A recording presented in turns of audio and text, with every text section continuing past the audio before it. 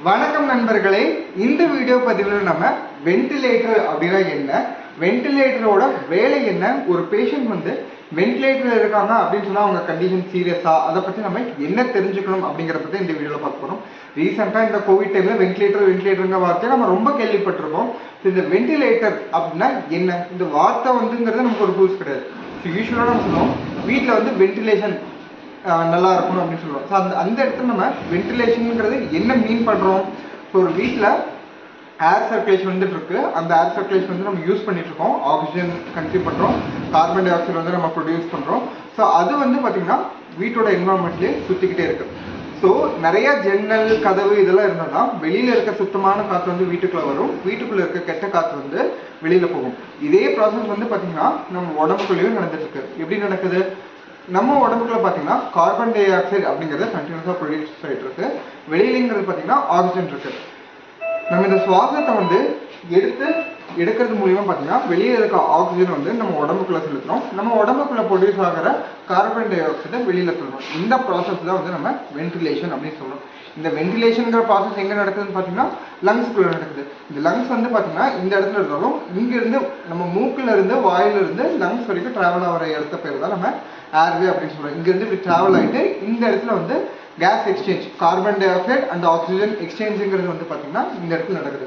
So இந்த வேலை வந்து இந்த இடத்துல வந்து நமக்கு ஏதாவது ஃபங்க்ஷன் சரியில்லை, லங்ஸோட வேலை சரியில்லை அப்படின்னா அந்த லங்ஸோட வென்டிலேஷன் ஃபங்க்ஷனை நம்ம மிஷின் மூலியமாக பண்ணுறது தான் வந்து வென்டிலேட்டர் அப்படின்னு நம்ம சொல்லுவோம். ஸோ இப்போ பார்த்தீங்கன்னா இந்த இதுதான் வந்து நான் வென்டிலேட்டரில் போட்டு வச்சிருக்கேன். ஸோ இது எப்படிங்கிறது, இது வந்து நம்ம யூஸ்வலாக டெஸ்ட் லங் அப்படின்னு நம்ம சொல்லுவோம். டெஸ்ட் லங் அப்படின்னு பார்த்தீங்கன்னா ஒரு வென்டிலேட்டர் ஒர்க் ஆகுதா இல்லையான்னு பேஷண்ட்டுக்குள்ளே போடுறதுக்கு முன்னாடி நம்ம செக் பண்ணுவோம்.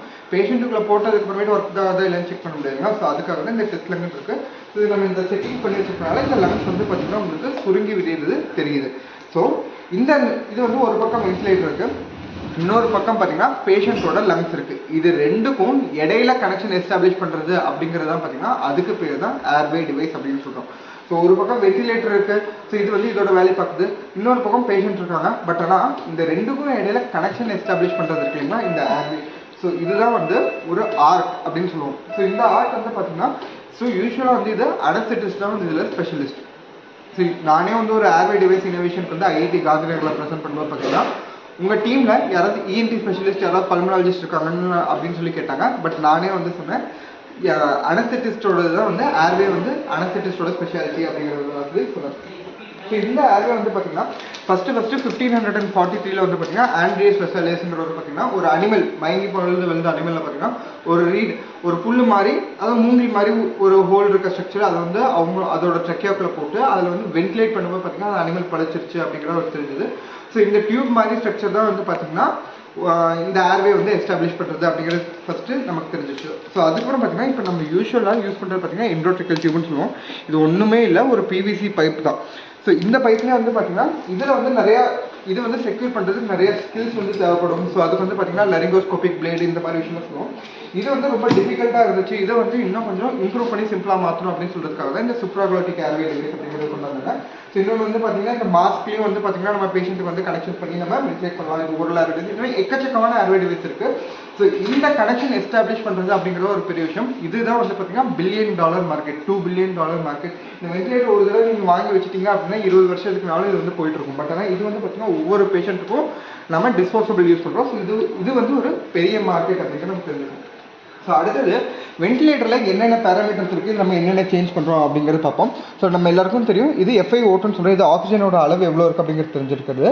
ஸோ யூஸ்வலாக நம்ம ரூம் ஏரில் வந்து 21% ஆக்சிஜன் இருக்கும். ஸோ இது வென்டிலேட்டர் வந்து ப்ரொடக்டிவ் மெக்கானிசமாக 25% வந்து கொடுக்கும், 21% வரைக்கும் நம்ம பண்ண முடியாது, இதை விட நம்ம கம்மி பண்ண முடியாது. இதிலிருந்து ஆரம்பித்து 100% வரைக்கும் நம்ம இதை இன்க்ரீஸ் பண்ணிவிட்டு நம்ம போக முடியும். ஒரு விஷயம்.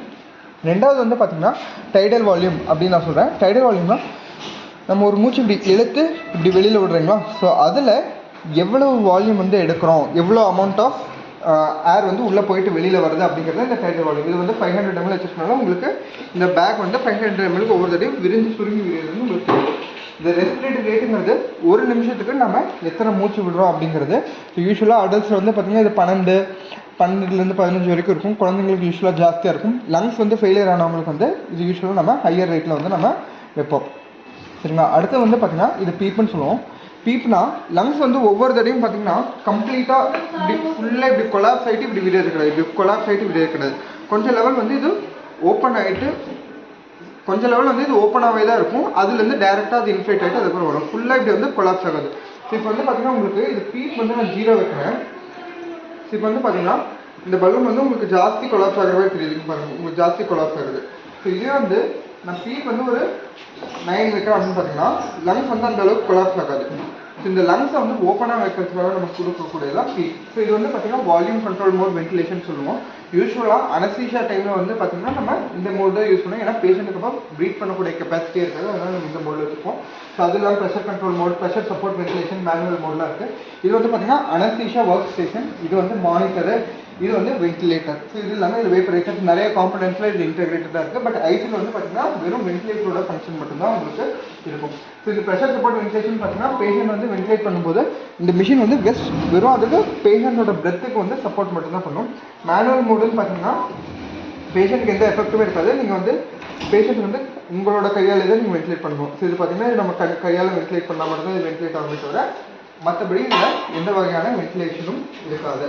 ஸோ இதில் நம்ம இப்போ முக்கியமாக தெரிஞ்சு கொள்ளக்கூடிய விஷயம் வந்து என்ன அப்படின்னு பார்த்தீங்கன்னா, ஸோ இதில் ஏன் இந்த அலாரம் வந்துட்டே இருக்குன்னு பார்த்தீங்கன்னா அனஸ்தீசியா வென்டிலேட்டர் வந்து சேஃப்டி ஃபீச்சர்ஸ் அப்படிங்கிறது இருக்குது. பேஷண்ட் ப்ரீத் பண்ணுதா இல்லையா அப்படிங்கிறது நமக்கு வென்டிலேட்டர் ஆட்டோமேட்டிக்காக அலாரம் மூலியமாக சொல்லுவோம். நம்ம இந்த பேஷண்ட்டில் இல்லாதனால உங்களுக்கு இந்த இத்தனை அலாரம் வந்து இது வருது. ஸோ இப்போ வந்து வென்டிலேட்டர் நம்ம சுவிட்ச் ஆஃப் பண்ணிடுவோம். ஸோ இதில் வந்துட்டு நம்ம இப்போ ஒரு பேஷண்ட் வந்து ஐசியூவில் இருக்காங்க, வென்டிலேட்டரில் இருக்காங்க அப்படின்னா அது சீரியஸான கண்டிஷனா இல்லை இந்த வென்டிலேட்டர் வந்து ஒரு உயிர் காக்கக்கூடிய மிஷினா அப்படிங்கிறத நம்ம தெரிஞ்சுக்கணும். ஃபஸ்ட்டு ஒரு பேஷண்ட் ஐசியூவில் இருக்காங்க அப்படின்னாலே பார்த்தீங்கன்னா அவங்களுடைய லங்ஸ் வந்து செயல் இழந்துருச்சு, அதனால தான் வந்துட்டு அவங்களுக்கு வென்டிலேட்டரில் போடுறதுக்கு தேவைப்பட வேண்டி இருக்குது அப்படிங்கிறத நம்ம தெரிஞ்சுக்கணும்.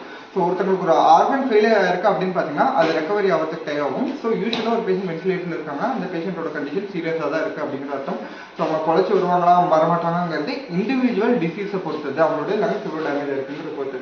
ஸோ இப்போ நம்ம லங்ஸ் வந்து 100% வேலை செய்யும்போது பார்த்தீங்கன்னா 21% ஆக்சிஜன்லேயே வந்துட்டு அது அதனுடைய வேலையை வந்து செய்யுது. பட் ஆனால் இப்போ லங்ஸ் வந்து கொஞ்சம் ஃபார் எக்ஸாம்பிள் ஒரு 50% செயல் இருந்துச்சு, 50% லங்ஸை வேலை செய்யுதுன்னு பார்த்தீங்கன்னா இந்த 21% ஆக்சிஜனில் அதனால எல்லா வேலையும் செய்ய முடியாது. அதனால நம்ம என்ன பண்ணுறோம், ஆக்சிஜனேஷனை அதிகப்படுத்துகிறோம், 100% வரைக்கும் அதிகப்படுத்துகிறோம். ஸோ அதனால கம்மியாக இருக்கக்கூடிய ஆக்சிஜன், கம்மியாக செயல்பாடில் இருக்கக்கூடிய லங்ஸும் வந்து பார்த்தீங்கன்னா மிச்ச வேலையை செய்ய முடியுது. ஒன்று. ரெண்டாவது, பேஷண்ட் வந்து பார்த்தீங்கன்னா அந்த ரொம்ப ரெஸ்பிரேஷன் வந்து லேபர்டு பிரீத்திங் சொல்லுவோம், ரொம்ப கஷ்டப்பட்டு மூச்சு இழுத்து விடுறதுனால பார்த்தீங்கன்னா அவங்களுக்கு ரொம்ப டயர்ட் ஆகிடும். ஸோ அந்த டைமில் பார்த்தீங்கன்னா வென்டிலேட்டர் பேஷண்ட்டோட வேலையை அதுவாகவே வந்து பண்ணிக்குது. ஸோ அதனால பேஷண்ட் வந்து ரிலாக்ஸேஷன் கிடைக்குது. ஆஸ் சச் வென்டிலேட்டருங்கிறது பார்த்தீங்கன்னா பேஷண்ட்டோட இந்த வென்டிலேஷனோட வேலையை கொஞ்சம் நேரத்துக்கு வந்து தள்ளி போடுது. ஃபார் எக்ஸாம்பிள் இப்போ ஒரு கையில் வந்து ஒரு காயம் ஆயிடுச்சுன்னு பார்த்தீங்கன்னா டாக்டர் கட்டு போடுறாங்க, கட்டு போடுறதுனால வந்து அது ஹீல் ஆகிறது இல்லை. ஹீல் ஆகிறது வந்து பார்த்தீங்கன்னா நம்ம வெறும் கட்டு மட்டும் தான் போடுறோம். ஹீல் ஆகிறது பாடி தன்னைத்தானே குணப்படுத்தியது, கடவுளே குணப்படுது, கடவுளோட இதனால தான் குணமாகுது. ஸோ இதே மாதிரி தான் வென்டிலேட்டர் பார்த்தீங்கன்னா லங்ஸ் கொஞ்சம் டேமேஜ் ஆயிருக்கு. ஸோ அந்த லங்ஸ் வந்து ஹீல் ஆகிறதுக்கான டைம் தரும். அது வரைக்கும் லங்ஸோடைய வேலையை வந்து நம்ம கொஞ்சம் நேரத்துக்கு வெளியில் இருக்க வென்டிலேட்டர் மூலியமாக நம்ம தரோம். ஸோ ஒன்ஸ் லங்ஸ்க்கு வந்து நம்ம டைம் கொடுக்கும்போது பார்த்தீங்கன்னா அது தன்னைத்தானே கொஞ்சம் கொஞ்சமாக ஹீல் ஆகும். அப்போ வந்து நம்ம வென்டிலேட்டர்லேருந்து வீல் ஆஃப் பண்ணிட்டு அதுக்கப்புறம் அவங்களுக்கு நம்ம ரூம் ஏர் வரலாம். ஸோ இதுதான் வந்து நான் வென்டிலேட்டரை பற்றி உங்களுக்கு இன்னைக்கு சொல்ல விரும்புனது. ஸோ இந்த வீடியோ பதிவில் உங்களுக்கு ஏதாவது சந்தேகம் இருந்துச்சுன்னா கண்டிப்பாக கமெண்ட் லீவ் பண்ணுங்கள், நான் அதை பற்றி உங்களுக்கு கமெண்ட்ல ரிப்ளை பண்ணுறேன். இதே மாதிரி வேறு என்னென்ன டாப்பிக்கில் உங்களுக்கு வந்து தெரிஞ்சுக்கணும் அப்படின்னு நீங்கள் நினைக்கிறீங்க அப்படிங்கிறத நீங்கள் கமெண்ட் லீவ் பண்ணுங்கள் அடுத்த வீடியோக்கானது. இதே மாதிரி வேறொரு பயனுள்ள வீடியோவோட உங்களை வந்து சந்திக்கும் வரை உங்களிடமிருந்து விடைபெறுவது உங்கள் மருத்துவ உங்கள் நலவாழ்விற்கான வணக்கம். வாழ்க வளமுடன்.